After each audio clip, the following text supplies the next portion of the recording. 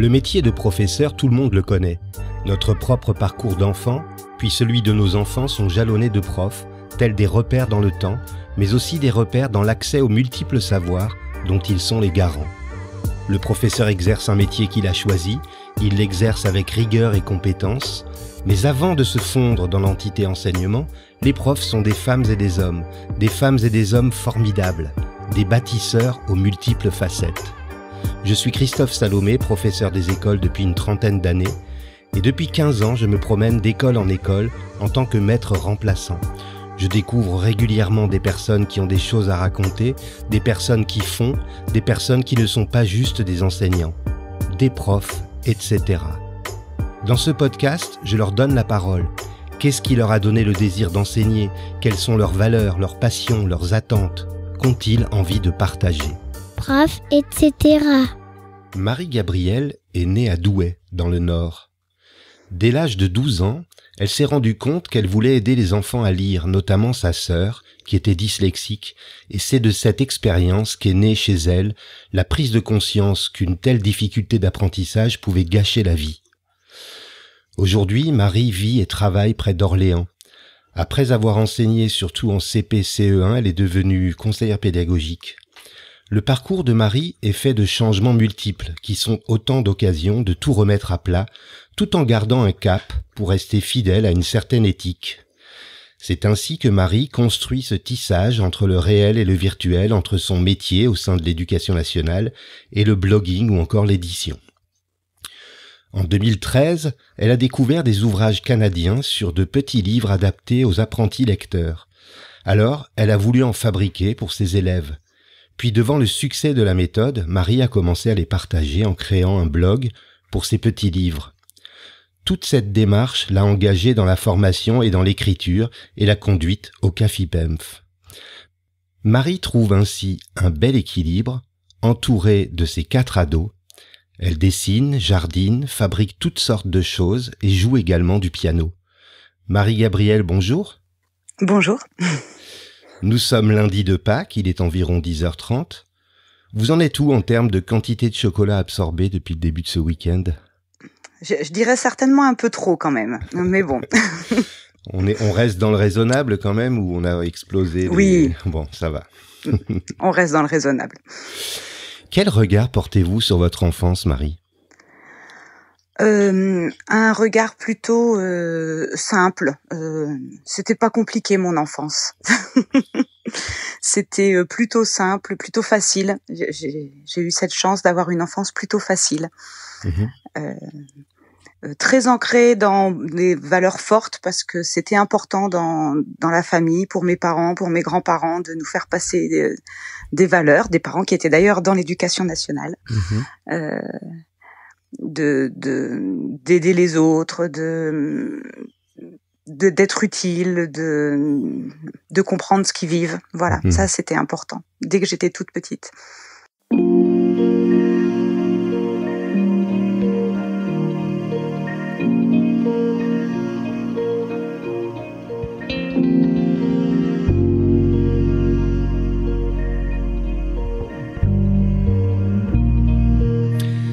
Quel est votre meilleur souvenir en tant qu'élève?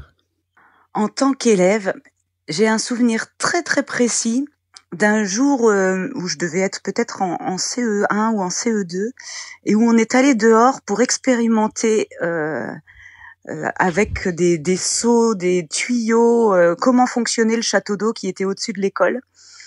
Et j'ai un souvenir de fou rire, il faisait très beau, la maîtresse en avait profité pour nous mettre dehors avec de l'eau, de ces tuyaux qu'on remplissait d'un côté, qui ressortaient de l'autre, et j'ai très très bien compris, j'ai un souvenir très très très clair du moment où j'ai compris comment ça fonctionnait tout ça.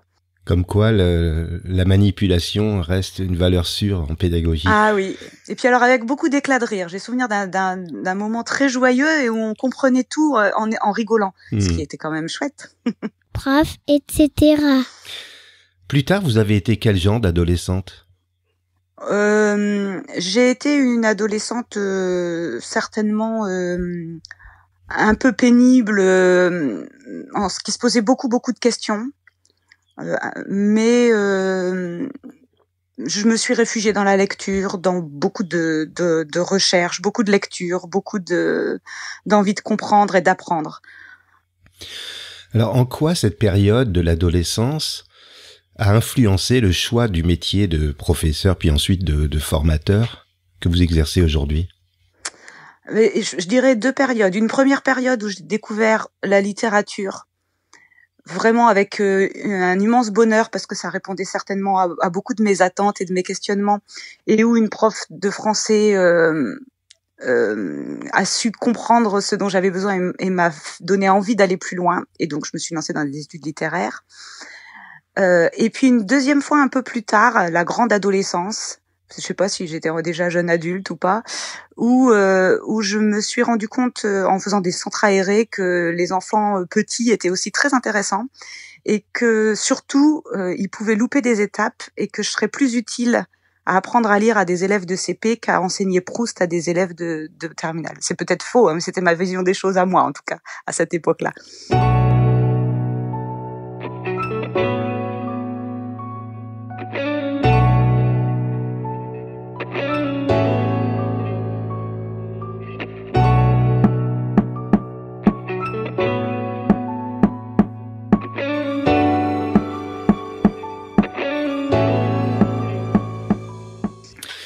Se mettre à écrire des livres pour ses élèves, c'est un formidable défi. Comment vous y êtes-vous prise concrètement? Concrètement, j'ai longtemps hésité parce que je m'en sentais pas du tout les capacités. Et puis, ils en avaient trop besoin.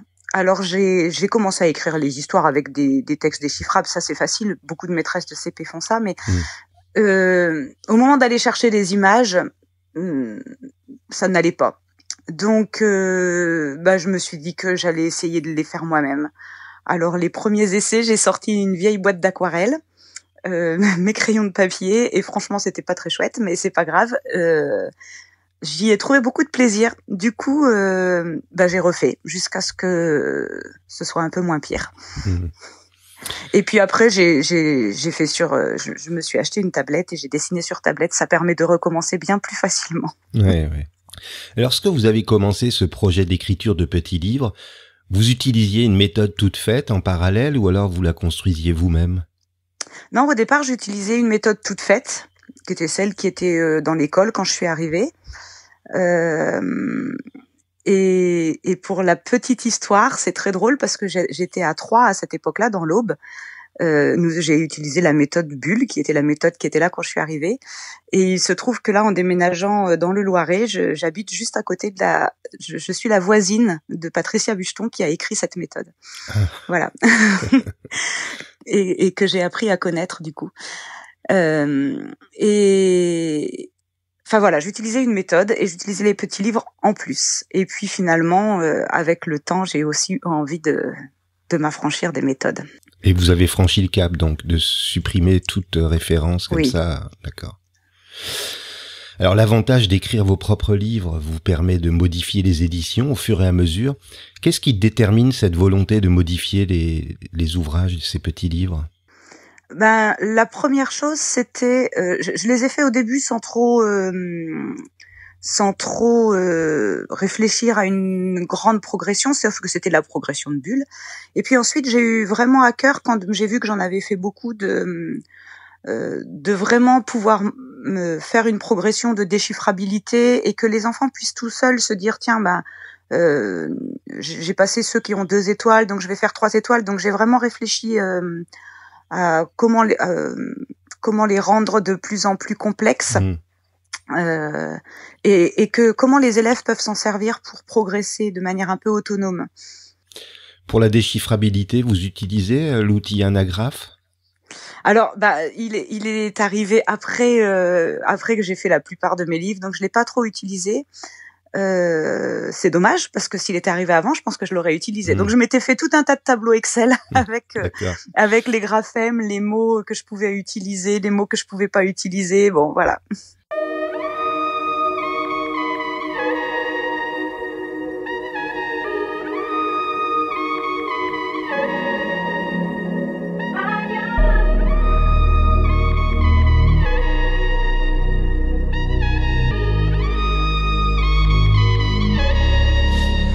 Parmi les nombreux livres que l'on trouve sur votre blog, il y a aussi les grands livres. En quoi leur utilisation est différente de celle des petits livres ? Alors ça permet une utilisation collective des petits livres en fait, puisqu'ils sont toujours liés. Et ça permet de livrer un livre ensemble. Au départ, les petits livres, c'était vraiment fait pour être individuels, ou alors pour lire avec la maîtresse, et pour pouvoir lire un vrai livre, même quand on a des difficultés. Le grand livre, c'est l'étape d'après, c'est aussi explorer comment on fait pour lire ensemble, pour lire comment on fait quand on est bloqué, comment on fait pour relire, voilà. Et puis pour explorer aussi la compréhension et l'univers du livre, même si franchement c'est pas du tout le premier objectif de ces livres-là. Alors votre blog regroupe les livres que vous avez écrits, mais aussi de nombreuses pistes autour de l'activité d'enseigner. Comment choisissez-vous les sujets abordés ? Alors voilà, j'ai créé le blog que pour les petits livres, je me sentais pas du tout capable de proposer autre chose. Et puis finalement, de temps en temps, quand j'avais vraiment fouillé des séances, je les ai mises sur le blog en me disant, finalement, peut-être ça peut servir à d'autres. Et il y a vraiment une tache d'huile, c'est-à-dire que plus je réfléchissais dans ma classe, je me disais, mais pour que ce soit partageable, il faut que j'approfondisse. Donc ça m'a beaucoup aidé à approfondir tout mon travail quotidien. Et du coup, je le rendais partageable quand j'estimais que j'avais assez travaillé. Donc c'est la quantité de travail qui détermine ce que vous êtes amené à offrir aux autres. Oui, la quantité de réflexion. Enfin, je veux dire, c'est pas en temps, c'est plutôt est-ce que j'ai bien réfléchi, est-ce que ce que je fais, je l'assume et je suis d'accord pour dire que c'est quand même bien réfléchi. Prof, etc. On peut lire de nombreux retours d'expérience des lecteurs de votre blog. Vous avez une idée de l'audience de votre site ou du nombre de téléchargements de vos livres ? Alors oui, j'ai une idée puisqu'on a des statistiques sur les sites. C'est pas un très très gros blog, c'est un petit blog, ce qui me va bien. Je dois avoir, suivant les journées, entre 4000 et 8000 visites. Évidemment avec beaucoup plus de visites pendant les week-ends, les mercredis et les veilles de reprise après les vacances, comme tous les blogs des enseignants. J'y étais attachée au début à ces statistiques. Maintenant, je suis beaucoup plus attachée au retour et à la qualité de ce que je peux proposer et surtout de l'aide que je peux apporter. Quel est le petit livre qui a été le plus téléchargé ? Vous le savez ?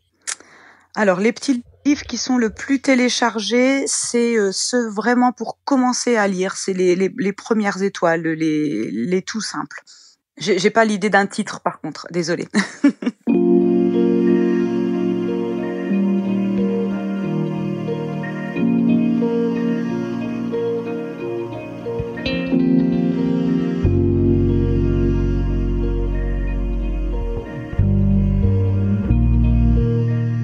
Quand est-ce que vous avez ri aux larmes pour la dernière fois et pour quelle raison ? C'était il y a pas très longtemps, il y a quelques jours. Voilà, vous aviez dit dans mon portrait que j'ai 4 ados à la maison et il y en a quelques-uns qui sont très forts pour me faire beaucoup rire à certains moments.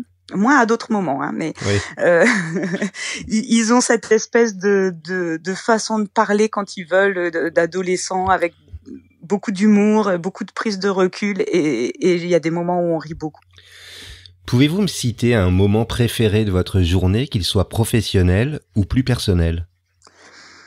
Professionnel ou plus personnel ? Je vais être entre les deux en fait. Depuis 2 ans, j'ai la chance de pouvoir me rendre à pied au bureau de la circonscription quand j'y suis. Et c'est une petite marche très agréable et qui à la fois me permet de passer de la maison au bureau et du bureau à la maison dans l'autre sens. Et comme j'ai aussi la chance de travailler avec une équipe avec laquelle ça se passe très bien, je la fais avec beaucoup d'entrain le matin, cette petite marche, surtout quand le soleil se lève à l'heure où j'y vais comme ces derniers temps. Vous parlez de cette petite marche. Est-ce que, j'avais pas prévu cette question, mais est-ce que vous écrivez en marchant ? Parce que c'est quelque chose que j'ai déjà entendu assez souvent. Les personnes qui écrivent profitent de la marche pour déjà faire naître, laisser germer parfois des idées. Est-ce que ça vous arrive ? Ah oui, oui, tout à fait. Oui, oui. Ah oui, oui, oui. C'est très clair que c'est là que je travaille les textes dans ma tête. Ça, c'est vrai.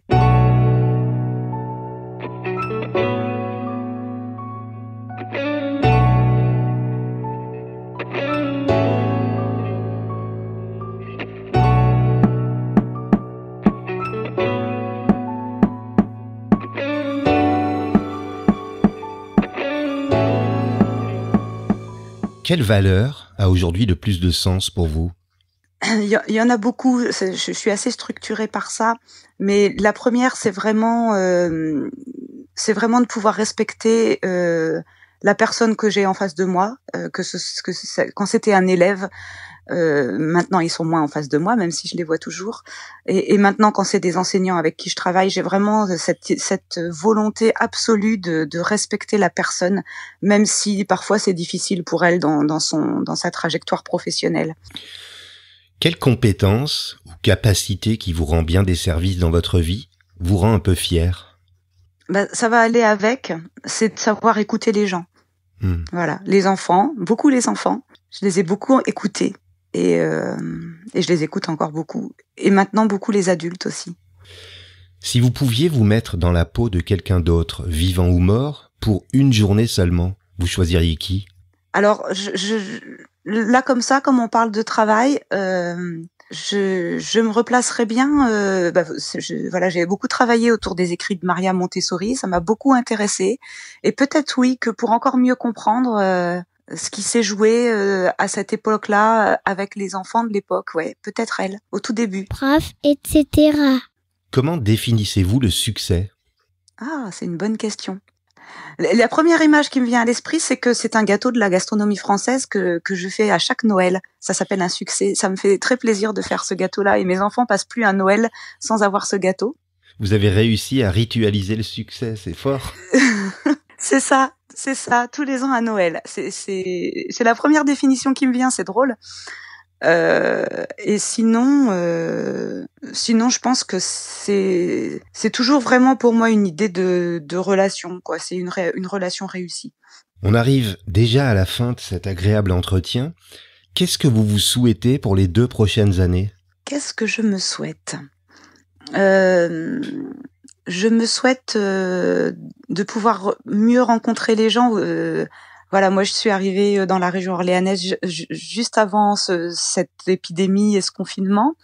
J'ai pas eu le temps de rencontrer tous les collègues et toutes les classes que déjà on était confinés. Il y en a beaucoup que j'ai vus que à travers un écran.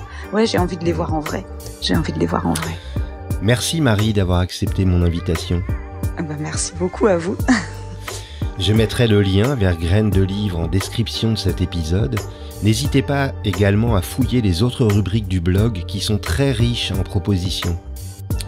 Si vous aimez Prof, etc., n'hésitez pas à vous abonner sur votre plateforme de diffusion préférée. Si vous avez envie de m'aider, vous pouvez m'offrir des étoiles, 5 de préférence, sur l'application podcast depuis un iPhone ou un iPad, ou sur iTunes depuis un ordinateur. Vous pouvez également y laisser des commentaires. Et si vous avez envie de partager votre côté, etc. avec les auditeurs, écrivez-moi sur Twitter ou sur la page Facebook de Prof, etc. À vendredi.